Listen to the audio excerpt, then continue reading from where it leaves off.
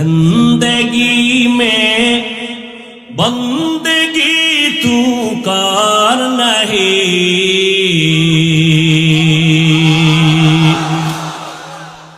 जिंदगी में बंदगी तू कार नहीं, जिंदगी बे बंदगी शर्मिंदा है, जिंदगी बे बंदगी शर्मिंदा है। খারাপ লাগে ভাই, যুবকেরা কয়ের সাথে একটা একতার হইলে একটু মজা হইতো না, হারমোনিয়াম হইলে আরেকটু মজা হইতো।